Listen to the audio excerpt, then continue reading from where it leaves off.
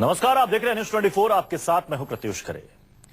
UP चुनाव के 5 चरण हो चुके हैं। चुनाव में भाग ले रही सभी राजनीतिक पार्टियों का फोकस अब पूर्वांचल पर शिफ्ट हो गया है। इस चुनावी समर में आगे की लड़ाई यूपी के जिन इलाकों में होनी है उसमें वाराणसी सबसे महत्वपूर्ण है। वाराणसी की 8 सीटें जीतने के लिए अब सारी पार्टियों ने जी जान लगा दी है और सबसे ज्यादा नाक की लड़ाई बीजेपी के लिए है, क्योंकि वाराणसी पीएम मोदी का संसदीय क्षेत्र है। वाराणसी हारे तो यह हार पीएम की होगी।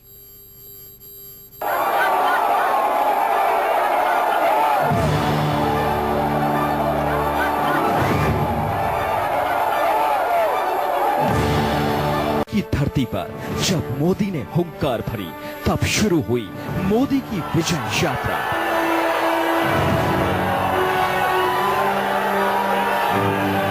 गंगा की लहरों पर सवार होकर मोदी देश की सत्ता के सिंहासन पर जा बैठे।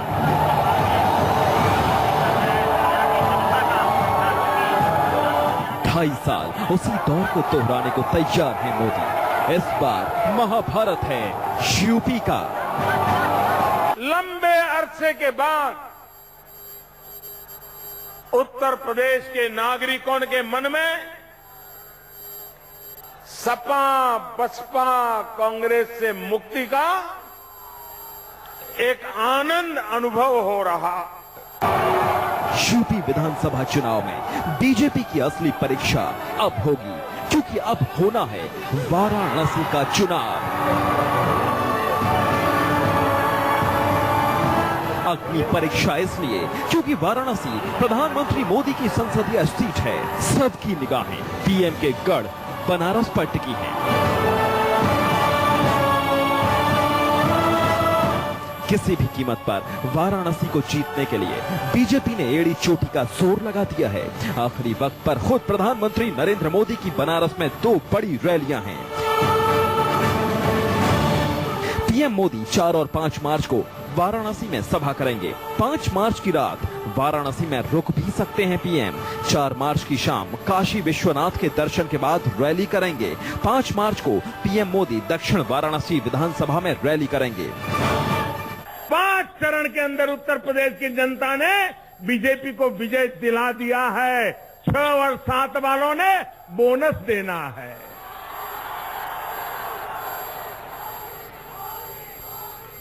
गिफ्ट देनी है आपको। वाराणसी में 8 विधानसभा सीटें हैं। 8 विधानसभा सीटों में 127 उम्मीदवार मैदान में हैं। बनारस की 8 सीटों को जीतने के लिए कई मंत्री बनारस में डेरा जमाए बैठे हैं। बीजेपी के मंत्री माहौल बनाएंगे। उसी माहौल को लहर में बदलने का काम करेंगे अमित शाह और प्रधानमंत्री मोदी। बीजेपी पूर्वांचल की लड़ाई अब लखनऊ की जगह वाराणसी से लड़ रही है और यही वजह है कि यूपी विधानसभा के आखिरी 2 चरणों के लिए भाजपा ने प्रधानमंत्री समेत मोदी मंत्रिमंडल के सभी बड़े मंत्रियों की ताकत वहां झोंक दी है।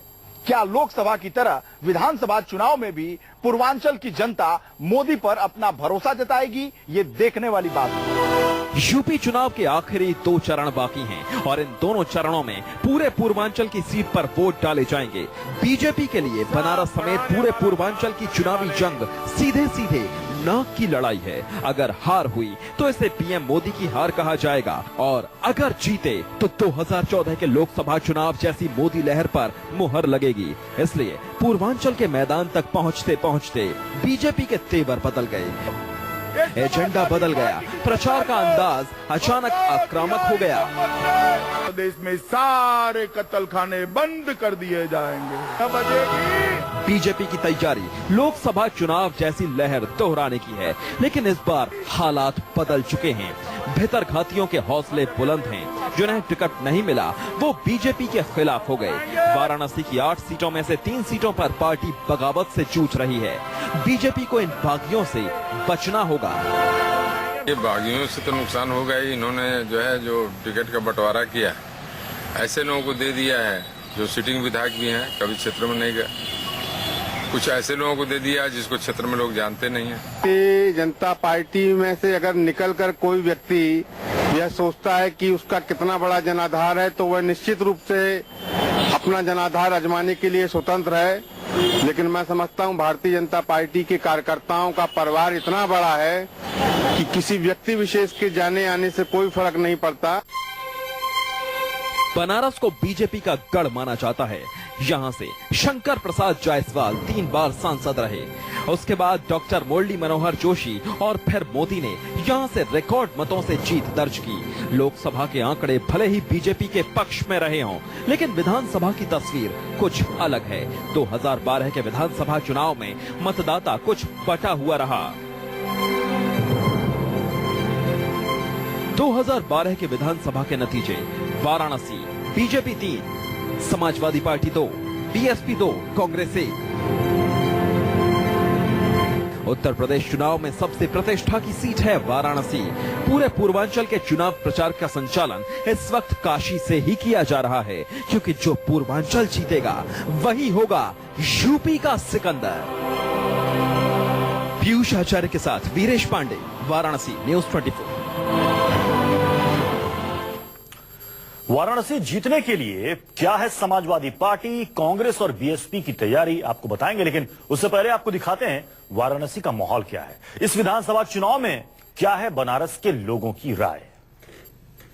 मैं इस वक्त बनारस के 80 चौराहे पर हूं और बनारस में जैसा आप जानते हैं पान मशहूर है। बनारस का पान खाकर अमिताभ बच्चन को भी अक्ल आ गई थी हमारे साथ, या कहें उनकी बंद अक्ल खुल गई थी हमारे साथ। पान बना रहे, क्या नाम आपका? रविंद्र चौरसिया। चौरसिया जी, ये बताइए कि बनारस का पान से ताल्लुक क्या है? बनारस के लोग हर चीज के शौकीन, मस्ती के शौकीन होते हैं और मस्ती में पान का बहुत बड़ा योगदान है। एक और खास चीज भी आप बताएंगे। आप पान खाते हैं?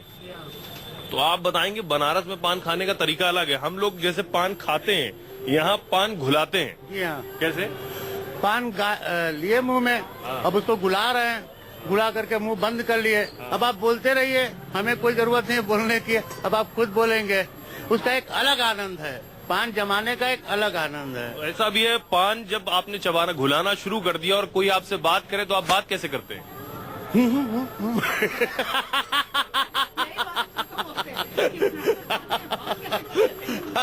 तब इशारे से हो जाता है। चौरसिया जी, ये बताइए कि इस बार चुनाव में किसे पान खिला रहे हैं? पान तो पूरी पब्लिक खाती है, पान में कोई भेद नहीं है भैया। ना, मेरा कहना जीत का पान किसे खिला रहे हैं? पान तो हम सपा को खिला रहे हैं। अच्छा।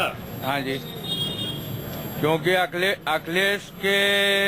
अखिलेश की जो छवि है अभी साफ सुथरी नेता के रूप में है। हम मुलायम को देख के नहीं, अखिलेश को देख के ही सपा की तरफ हमारा झुकाव है। चूना किसे लगा रहे हैं? चूना तो जो आएगा सामने सबको चूना लगाना पड़ेगा। जी जी। बनारस के बारे में कि रजा लगाई 100 बैठकी हम मारब औरो दंड, कि रजा लगाई 100 बैठकी मारब औरो दंड, और नशा चढ़ी तब पान गुला के चलब अंड का बंड। तब से बोली काहो राजा अपन गुरुआ तानी, कि मारुति में रजा पीस के भंगिया जब हम छानी। ये बनारस का कल्चर है गुरु यहाँ पर। और इसी तरीके से हम लोग भांग बूटी छानते, इसी तरीके से पान गुलाते, आपस में मिले रहते। आप भी खाते हैं पान? जी खाता हूँ। तो इस बार चुनाव में क्या लग रहा है आपको? 8 मार्च को चुनाव है। 8 मार्च का चुनाव है, हमें लग रहा है कि भाजपा निकलेगी पूर्ण बहुमत से। चौरसिया साहब तो कह रहे हैं सपा। ठीक है, अपनी अपना मत है, अपना अपना मत है। चौरसिया जी का मत है सपा, हमारा मत है भाजपा। अपनी अपनी डपली अपना अपना राग बजा रहे हैं भाजपा वाले अपने आप, और उसको क्या कहेंगे आप। तो हमारा तो ये मार्केट में आप रन कर रहे हैं, सबको देख रहे हैं, किसी की छवि तो सामने दिख नहीं रही है। अभी जो अखिलेश यादव है वो इस तरह के नेता दिखाई दे रहे हैं जो किसी तरह की अयाशी करते हुए नहीं दिखे। आप भी पान खा रहे हैं? कब से? हम तो 1940 से खा रहे हैं। 1940? 1960 से 1960 से पान खा रहे हैं आप। फिर इस बार चुनाव में देखिए, जो भाजपा है उसकी जो केंद्र में सरकार बनी है, उसने आज तक कोई ऐसा कार्य नहीं किया जिससे कोई भी उसकी तरफ उंगली उठा सके। ये बात, और इस वजह से वो कहीं भी हैं वो जीतेंगे, चाहे नरेंद्र मोदी आवे चाहे ना आवे, उनको वोट मिलेगा। तो बनारस का पान मशहूर है और बनारस के चौरसिया जी कह रहे हैं कि इस बार उनकी अपनी सोच है कि जिसे वो पान खिलाने वाले हैं जीत का। तो बनारसी पान की मिठास और वहां के लोगों का सियासी मिजाज आपने देख लिया। एक छोटा सा ब्रेक के बाद जल्द लौट रहे हैं। आप देखते रहे न्यूज़ 24। यूपी चुनाव में आखिरी के 2 चरण ही बचे हैं। छठे और 7वें चरण में पूर्वांचल की 89 सीटों पर वोट डाले जाएंगे। इसमें सबसे अहम है वाराणसी। बीजेपी के गढ़ कहे जाने वाले वाराणसी को जीतने के लिए एसपी कांग्रेस भी जुटी हुई है। 4 मार्च को राहुल और अखिलेश साझा रोड शो करेंगे।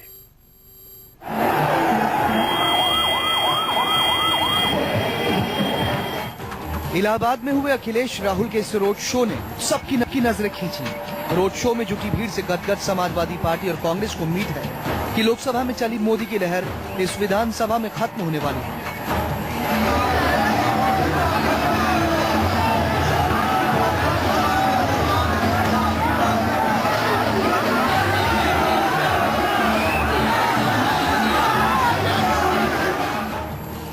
पूर्वांचल की लड़ाई को जीतने के लिए अखिलेश और राहुल वाराणसी में रोड शो करने जा रहे हैं।